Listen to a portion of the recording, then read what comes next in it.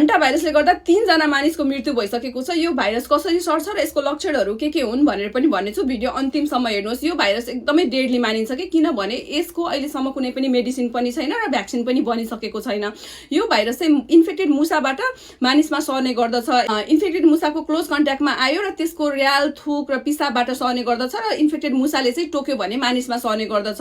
मानिसदेखि मानिसमा सर्ने चान्सेस चाहिँ अलिकति कम छ। यो भाइरसको इन्फेक्सनले मानिसमा रुगाखोकी लाग्ने, ज्वरो आउने र यसले चाहिँ डाइरेक्ट लङ्समा असर गर्ने हुन्छ र एक्युट रेस्पिरेटरी डिस्ट्रेस सिन्ड्रोम गराएर चाहिँ मानिसको ज्यान लिने हुन्छ। यो भाइरसको आउटब्रेक भने एटलान्टिक ओसनको चाहिँ क्रुजमा भएको हो र त्यो क्रुजमा जुन ट्राभल गरिरहेको मानिसहरू चाहिँ एक्कासी बिरामी हुन थाले र एकदमै धेरै सिरियस भइसके पछाडि अब त्यहाँ चेक जाँच भयो। चेक जाँच गर्दाखेरि हन्टा भाइरस हो भनेर चाहिँ पत्ता लागेको छ र त्यहाँ चाहिँ 3 जना मानिसको मृत्यु भइसकेको छ र त्यो क्रुजलाई पनि अहिले कुनै पनि कन्ट्रीले चाहिँ ल्यान्ड हुन पर्मिसन दिइराखेको छैन। WHO को अनुसार यो चाहिँ मानिसदेखि मानिसमा ट्रान्समिसन हुने चान्सेस रियर भएका कारणले अब यो छिट्टै प्यान्डेमिक त भइ नहाल्ला, तर पनि त्यहाँ क्रुजमा भएका व्यक्तिहरू चाहिँ छिट्टै निको भएर आफ्नो घर फिर्ता हुन् र होप यो भाइरस चाहिँ छिट्टै एलिमिनेट होस् र यो भिडियोलाई चाहिँ सकेसम्म सेयर गरिदिनु होला है त्यो इन्फर्मेसनको लागि।